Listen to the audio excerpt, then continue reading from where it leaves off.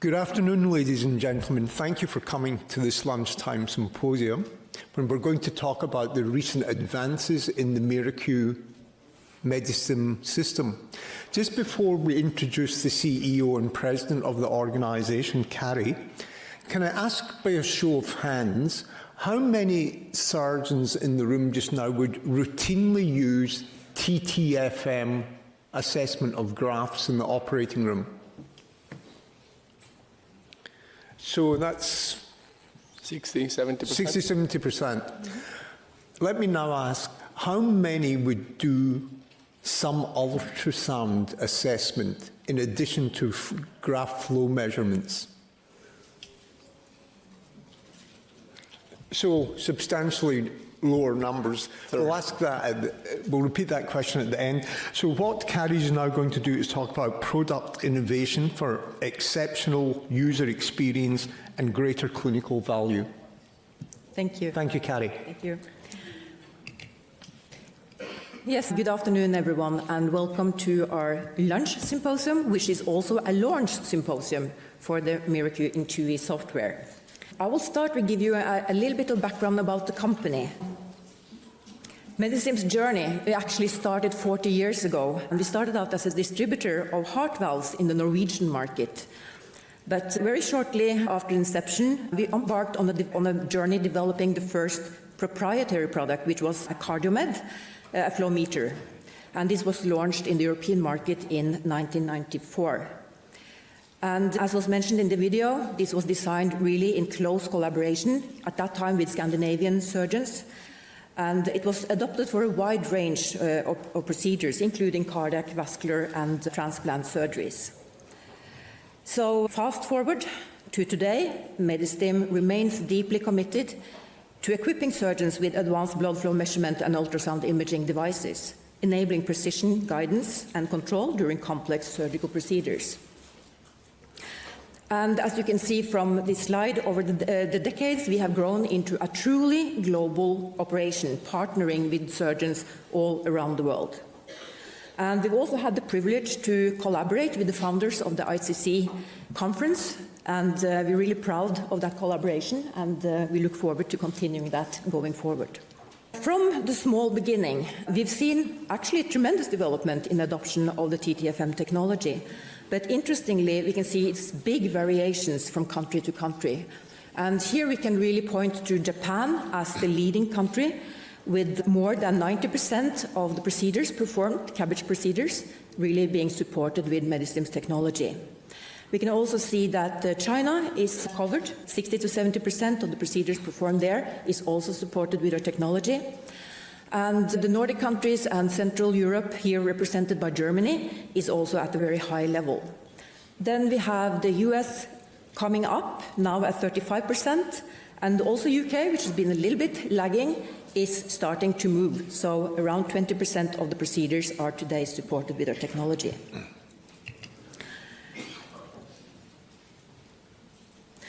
And with the growing adoption and use of TTFM, the number of related publications has also increased significantly over the past decade.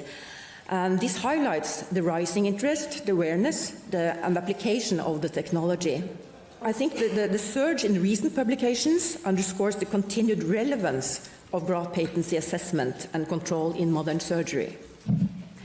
And while cardiac surgery has remained our primary focus, we are also witnessing increased utilization and research in vascular and in transplant surgery, so further demonstrating the technology's versatility and impact.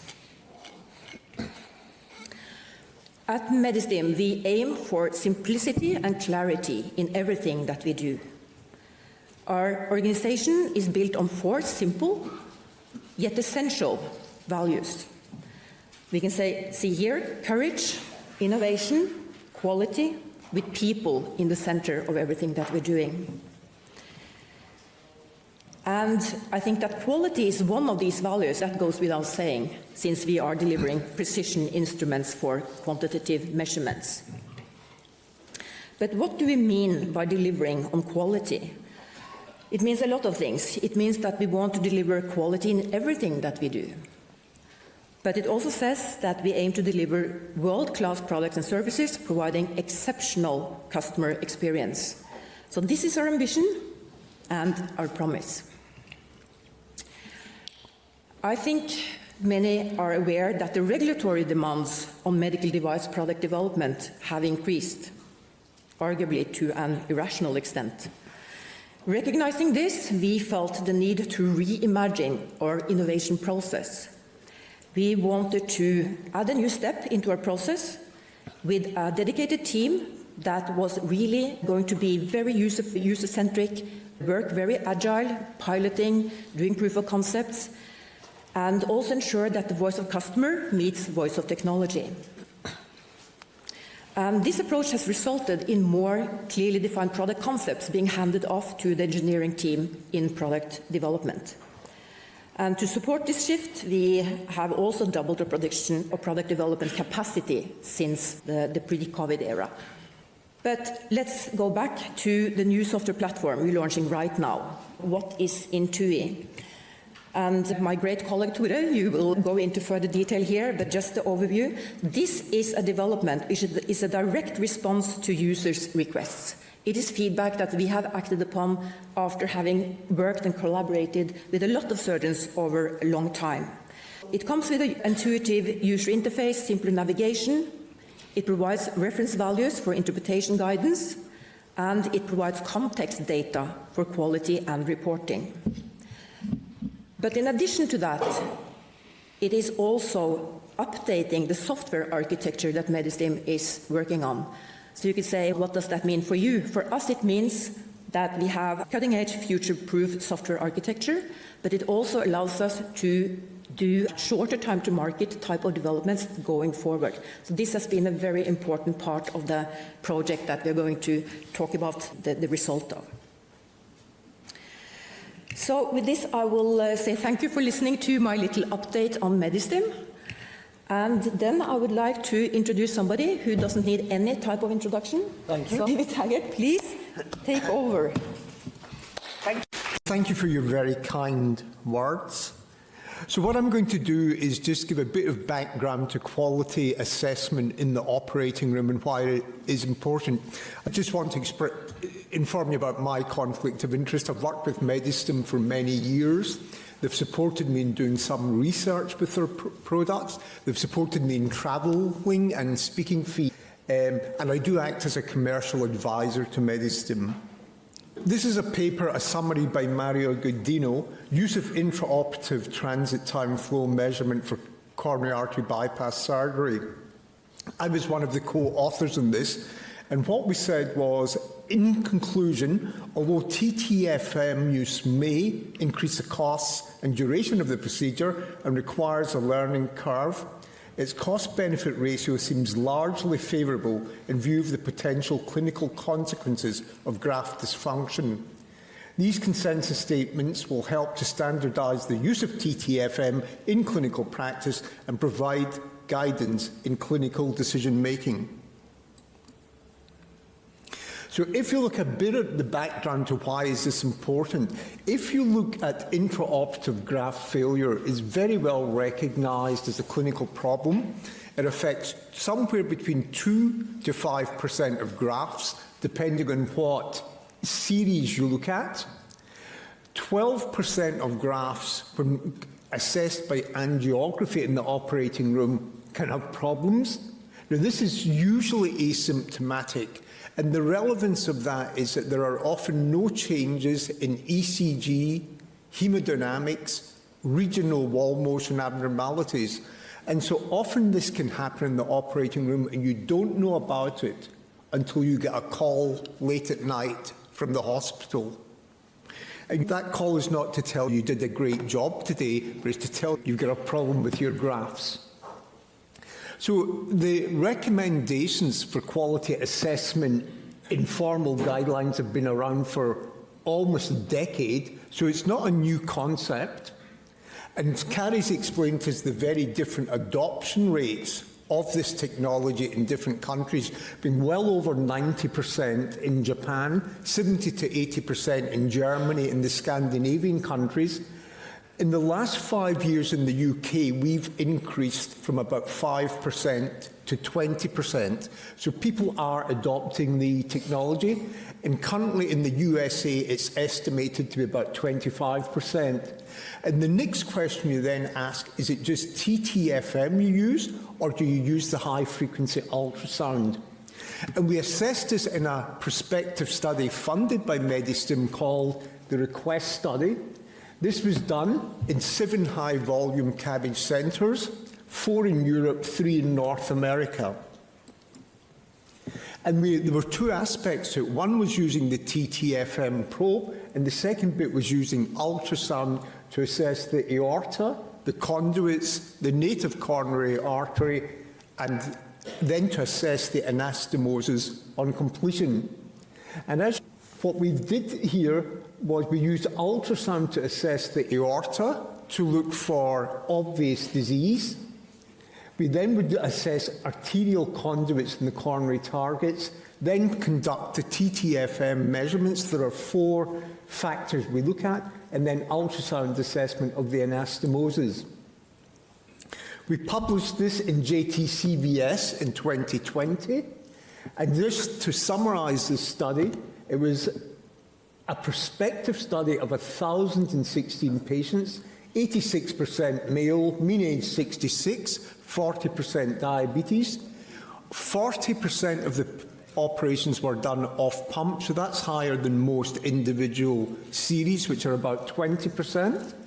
There was also quite a high use of arterial grafts, beta in 31%, radial artery 23%, multiple arterial grafts in 43%, and total arterial grafts in 26%. The key findings were that the use of this technology led to changes in surgical procedures in terms of the coronary artery target in 23%, in relevant aortic manipulation in 10%, and in conduits in 2.7%. Now notice, in terms of any graft revision, it was almost 8%. 65% of this was because of the findings in TTFM and high-frequency ultrasound. And that's an important figure because these were all operations done by fairly highly experienced coronary artery surgeons. And the question would be, what would those numbers be in the hands of less experienced surgeons? In terms of hospital mortality, 0.6%, stroke 1%, MI 0.3%. And this is another important slide just summarising some of what we saw in this study. As I said, 40% of the operations were done off-pump, 60% on-pump, but changes in off-pump proposed manipulation of the ascending aorta was almost 15% versus 4.3% in on-pump. In terms of changes to the proposed conduits, respectively 0.2 and 2.8%, and in terms of the coronary targets, 4.1 and 3.5%.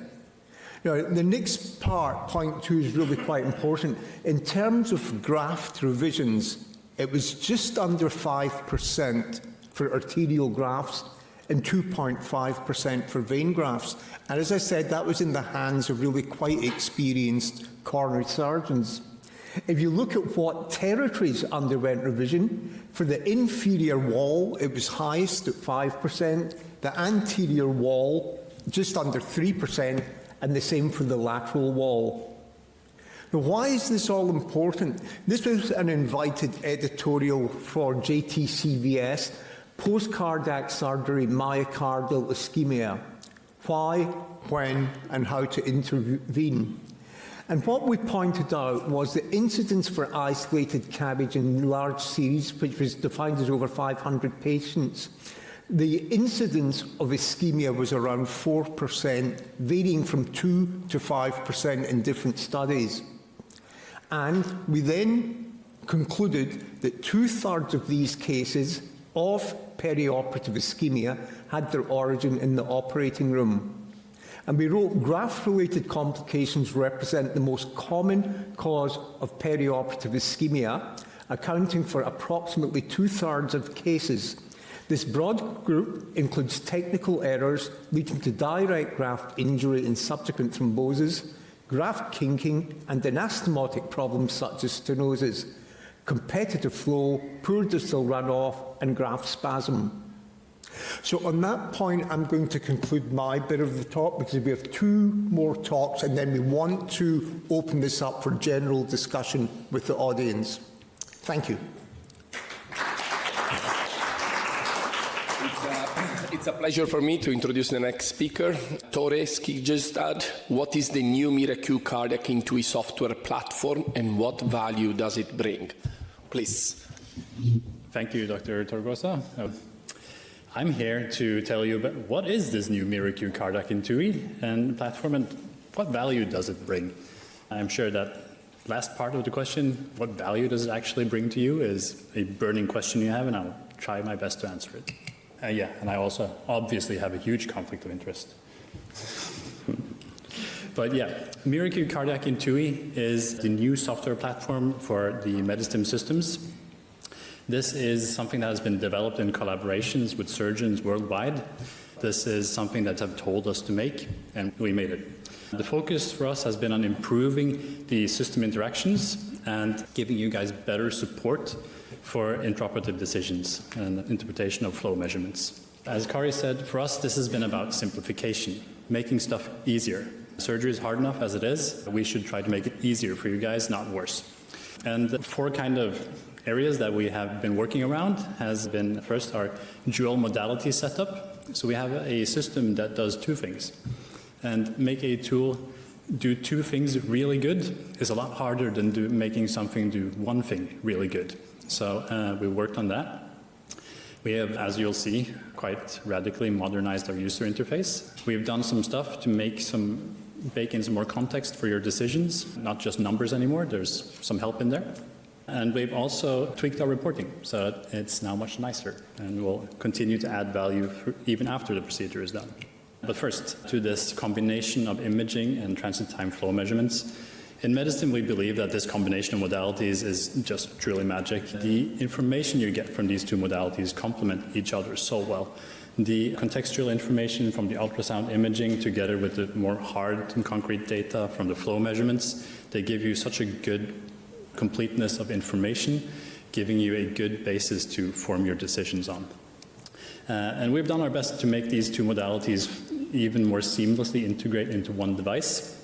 And ultrasound imaging is a complicated measurement modality. There's a lot of stuff, there's a million of settings, but in surgery we don't have time for that. So we boiled it down to the simplest kind of components. We have simple sets of presets for different types of situations that are easy to switch between with 1 push switches.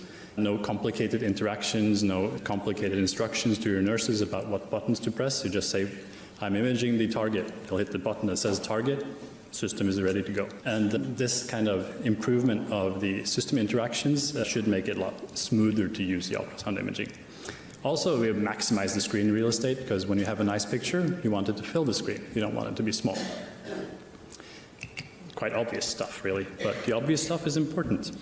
When it comes to the modernized user interface, the whole thing has been modernized, but the live flow measurement screen is probably where it's most noticeable.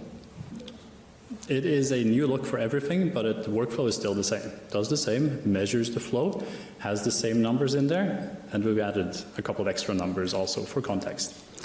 And the context is very important. When you see the old or the current graphical user interface up there in the corner, it's perfectly functional. But when you start looking at the new INTUI interface, you'll see that there's so much more context in there. You can see we have what we call the subway maps for the grafts. They are now a graphical representation instead of a text string. That gives you, at a glance, you understand what you're looking at and what you're measuring and where you're measuring. Also, you can see that we have time steps that tell you where you are in your surgical procedure. So you can see there that we have created these 2 grafts, we measured these places, and we are at this stage. So you guys are, I class you guys as experts. So you get called in to help a non-expert that has a tricky situation, like this flow isn't particularly good, maybe you need some help. By a quick glance at the screen, you'll understand where in the procedure you are, what is going slightly wrong in this case, and probably you have a good idea for how to get out of this situation. But to talk a little bit more about the graphical representations, I have a good example where it adds value. This graph, which might be familiar to some of you guys, is from the request study. We have made a case report on this because it's a very interesting case, but it's a very complex composite graph. And it is a lima to an LAD with a Y from the saphenous vein going to the OM and the PDA. It's not a very uncommon graph, but it's hard to define contextually in the old software. You get a string like the lima, LAD, Y, SVG, OM to PDA, and that's not standardized. That's one of the things we learned during the development of this, that everybody writes the text string differently. There's no standardized way of doing it. This was just my best guess. So for the case report, we ended up drawing it like this, which is quite unambiguous and everybody understands what it is. So for INTUI, that's just what we do. Instead of having a bunch of words that describe the graph, we just draw it. Because that's what you guys do, you draw your graphs. So the system also now draws the graph, and with a quick look, you can see what's been done. No matter how complex it is, the system will do it, and it will be easy to understand what is going on. So this is how the INTUI system would draw the graph that I believe it might have been you, David, that made this. Would have looked a lot nicer like this.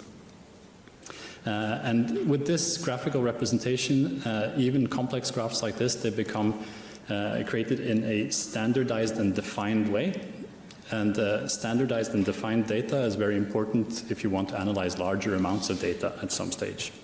Another important thing for us with this software was to provide you some context for your decisions, particularly around interpretation of flow measurements. You guys, like I said, are the experts, so you probably know all the numbers. You have all the reference values in your head. Probably a disproportionate amount of you have published values that should be used or not used for flow measurements. So for you guys, it's maybe not very complex, but not all surgeons are like you. They might struggle to remember all these values in a high-pressure situation. It can be hard to have all these values in your head. Now with the INTUI system, you can load them into the system. You can set it up so you have these colored sections that will show you very quickly if you're in the yellow or in the green. And it just reduces your cognitive load during the procedure to have those there on screen instead of keeping them in your head all the time. And if you think it's a little bit too transparent with these yellow and green and red squares, you can disable them. All of these values are user-defined, so you can choose your own values, the values you like the most. You can disable the colors, like I said. You can disable the moving needles. And you can just have a number if that feels safer and more comfortable. I mentioned that we had improved the report. We believe that the report has a great value even after the procedure is done. By having a nice report that comprehensively explains what has been done in the procedure in a quick overview one-pager, we believe that this will be a great tool for you to use in communication with your colleagues. Maybe you want to show it to patients, you can, but at least now you have the tool. And from our early access testing, our users have indicated that this actually can save them time because they don't have to hand draw this thing anymore. They can choose to show this directly to their colleagues or not. So this is a picture of Dr. Puskas reviewing his beautiful report after he had tested it out. And yeah, this is only the start of the INTUI experience for us here in Medistim. We plan to continue along this line. We plan to continue adding features that you guys need and want on our new platform. We are now well positioned to do, and yeah, I'm very excited to continue on this journey with you and provide you with good and useful features also in the future. Thank you. And before I vacate the scene here and leave the stage to Gianluca, Gianluca has been one of our test pilots, early access pilots for this, and I would like to ask you a couple of questions about your experience with using the INTUI so far. Please. Yeah? I love it. You love it, that's good. See if you love it afterwards. So what would you say, you haven't been using it for very long, but for the time you've been using it and going forward, how do you think this has changed the way you work, your workflow? First of all, I'm a big user and I love TTFM in general. The concept is very important. I think INTUI is something that it was needed, number one, because you need always to increase the threshold of novelties, new technologies. Our practice has changed in the last 10 years, and the technology that supports it needs to stay up to grade and integrate. Number one, I love that now there is education that happens directly from the screen. Now you put up the screen and immediately my fellow can see the number in green, in yellow, and without me going through an extensive explanation of what is a good PI, he can have a general sense. Of course, he needs to go home and study from the book, not from the picture, but it's already a good, important message.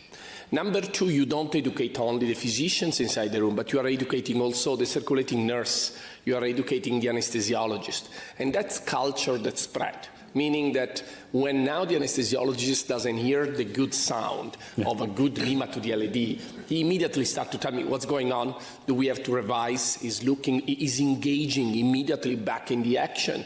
And that's good for the patient at the end, because it means he is understanding that something might not be good with that graft.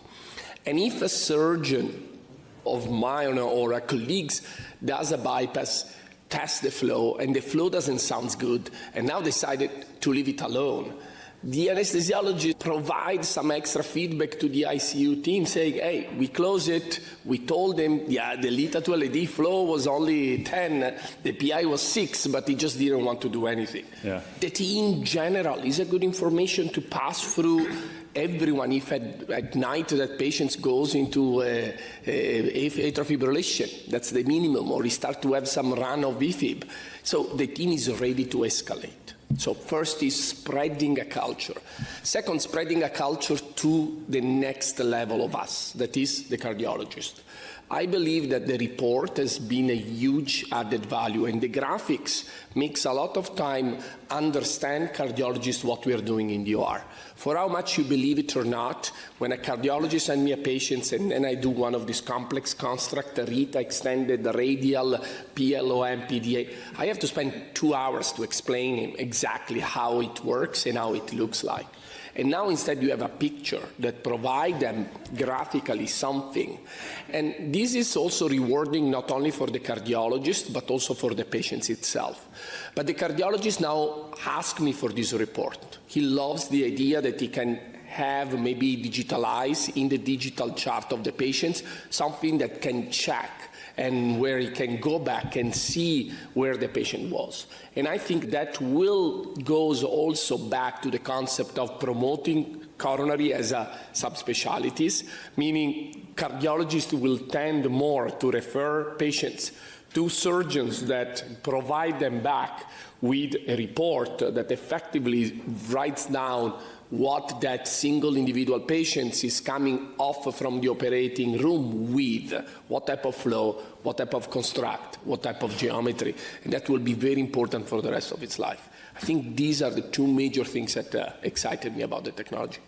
Very good. I had 5 more questions, but I don't think... No, we go through it. I think that I can show you 2 or 3 things of my presentation, and then we need absolutely to... We want questions. We want to engage, and we want to engage with all of you, because we want to know... Yeah. Get ready, Nikki. I see you down there. I will ask you to take the microphone in a couple of minutes. Very good. Then I will remove myself. And no, but stay with us, please. Gianluca will take over. Thank you. Well done. Good morning, everyone, or good afternoon, actually. It's after lunch.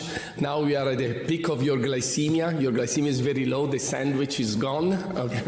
Your glucose is around 74 right now. I have to wake you up because everybody's getting warm in their seat. This is my disclosure about this speech and this talk. I'm a heavy proponent, and again, sometimes we want to have a conversation with you why we have this low adoption rate of a technology that improves safety for our patients, why we cannot adopt more. We will go from there. These are 2 pictures, and I think that these 2 pictures tells a lot about what INTUI is. Left and right, probably on your right side, you have something that most of you are familiar with. And in that case, it was a robotic, but it can be easily like a sternotomy with the previous technology. On the right, you have what is the new system. We have evidence, we have publication that goes back through years. and we have a chart that tries to tell you how to do, what to do, how to deal with cases in which your graft goes down. But yet, despite we can provide you with education, flowcharts, paper, recommendation, the best names of the coronary intelligentsia of the world writes paper in support of TTFM, yet we struggle to have more teams, more center to do and to adopt this technology. And I think that we need to find new ways to engage. And the engagement starts with our generation, the future generation, the people that are now under training. This is a beautiful paper, and I ask you please just take a picture and read it, not tonight, but maybe before you're going home. This is why surgeons don't change the way in which they change. They should. And this is a great paper written by General Surgery about the adoption of new technology in surgery and what are the limits of adopting new technology. And the reality is that we don't use TTFM. I'm telling you the three major reasons. First is that, God forbid you are telling me that my bypass doesn't work. That's what my chief would have said years ago. My bypass are always perfect. Number two, if the flow is not good, now what? I have to redo it. And that opened a huge question mark about what should I do. If I don't have the minimum skills of an off pump, redoing a Lima to LED for a large majority of surgeons means I have to recross clamp, re-give cardioplegia, open that coronaries, and find a solution for a problem. That is the right thing to do for that individual patient. But a lot of surgeons, unfortunately, don't think in this way, and we need to change this culture. And finally, I think that we need to integrate a lot of more imaging with the flow. And I think that the first step and the first information you should go home in this moment of lower down peak of glycemia, just go home with one information from my talk, and it is, if your flow is not good or if your flow is in that gray zone, just of your Lima to the LED, your next step is the following. You take an off-pump stabilizer, the Octopus, you put it around your Lima to the LED, you take an imaging probe, you put tons of gel, and you put the probe on top of your graft. Start to do it with good graft. Start to do it from Monday when you go home, and start to develop your own eye skills on how to take picture and imaging of your Lita to the LED. Forget about PDA, OM, they will come later. Just go home and start to use imaging and start to see how your graft look like, how much cobra head you have, how much the flow and the colors goes. That's the first thing, because the first thing you should do when your flow is in the gray zone is take the imaging probe and check with the imaging probe. And if you are confident in your ability to take good pictures and require a little bit of training as everything of what we do, you will go home and that night you feel comfortable to go to sleep without being worried that a phone call will come at 2 o'clock in the morning. If we want to improve what we offer to our patients, and we are thinking about multi-arterial, complex graft, we are thinking about robotics, we need this technology. And this technology is the exactly point of connection, is the cornerstone of three major elements that are part of the present and future of coronary. If you want to train the next generation of surgeons, if you want to advance your techniques towards more minimal invasive, and if you want to improve the safety of what we do for our patients, we need TTFM. So when people tell me, oh, I want to learn robotic, can I come? And my first question are always, do you have TTFM in your institution? And if you tell me no, I will not let you come and try to take down a mammary robotically.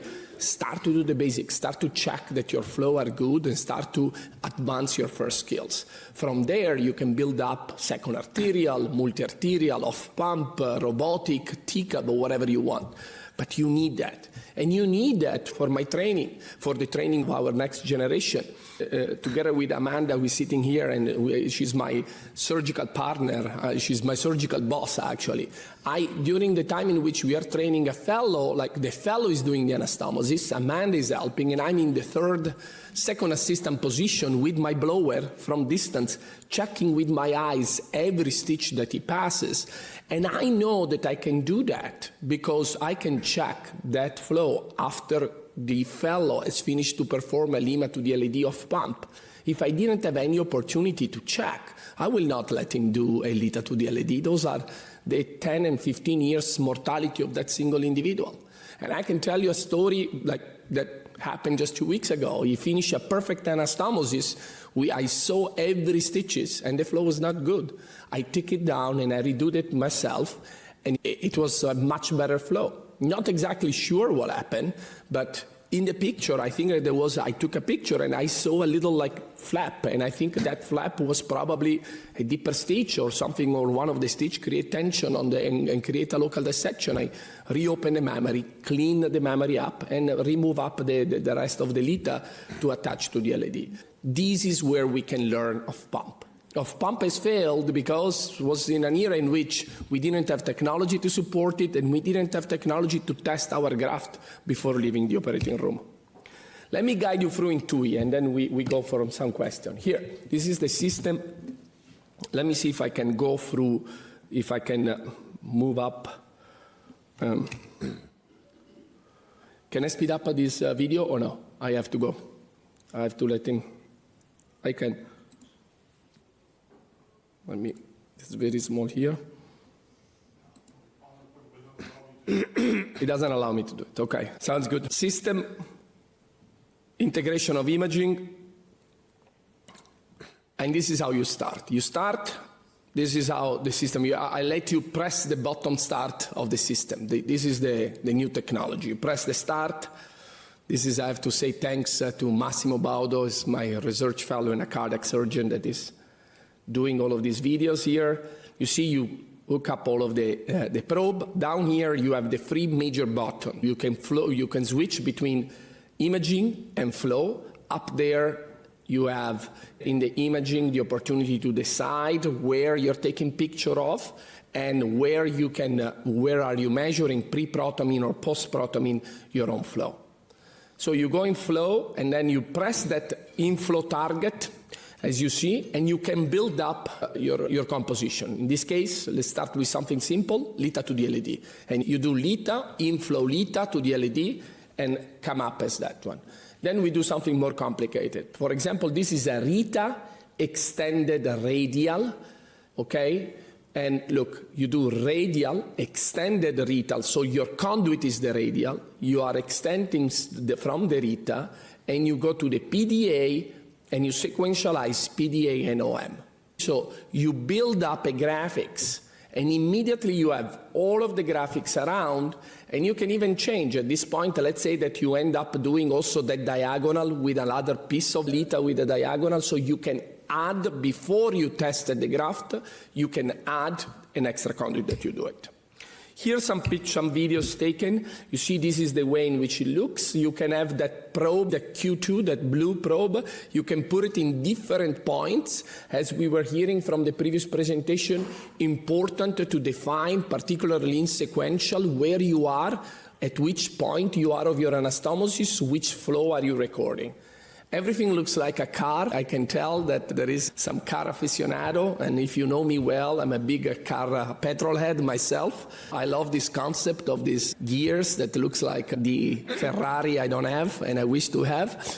And you move the probe in different parts. So now we are moving the probe. For example, that is a radial, I think is an SVG to the OM, and from the aorta. And then you put the probe to the SVG to the OM. And if you have a sequential, you can decide at which point of your sequential or your Y you are taking the pictures of. And then you generate the report, and the report gives you a complete graphics of everything that you have done with all of the flow in each area. And this is valuable material you give back to the patients. Even the patient is proud. I remember with Adams when I trained at Monza, and he was giving to all of the patients a picture of their mitral. He was taking a picture of the mitral inside the operating room. And everyone was going home proud with their mitral after the repair. And this is the picture. You see the Lita up. This is the LED down there, was an intramuscular. I move a little bit. I move towards the anastomosis, and then the anastomosis will come up. Right now, you see the meat of the Lita with the flow of and goes in both directions. So I'm happy in seeing, and you see the graphics that will build up. You can see in both directions going in the two ways. This one is the way in which you see the flow works. I always pace at 80 when I'm measuring my flow at the end. I love to put a temporary pacing. I think that the algorithm also of study by Medistim is for optimized for 80 bits per minute. It always works better. So take a temporary pacing, pace at 80, and measure your flow with 80 bits of minute, temporarily paced. That is the best setup for check all of your graft.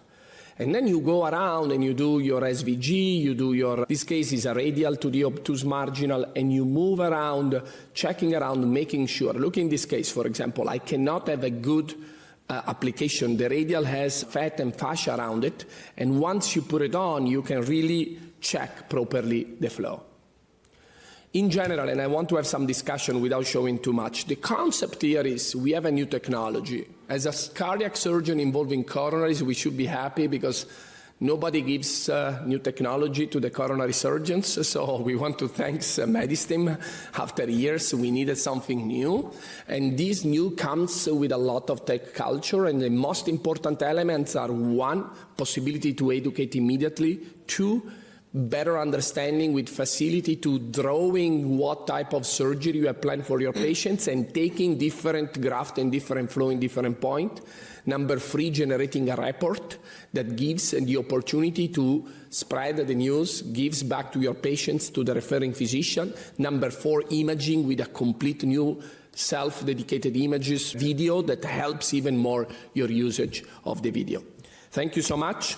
And open for some question and get some interaction. Thank you. Thank you.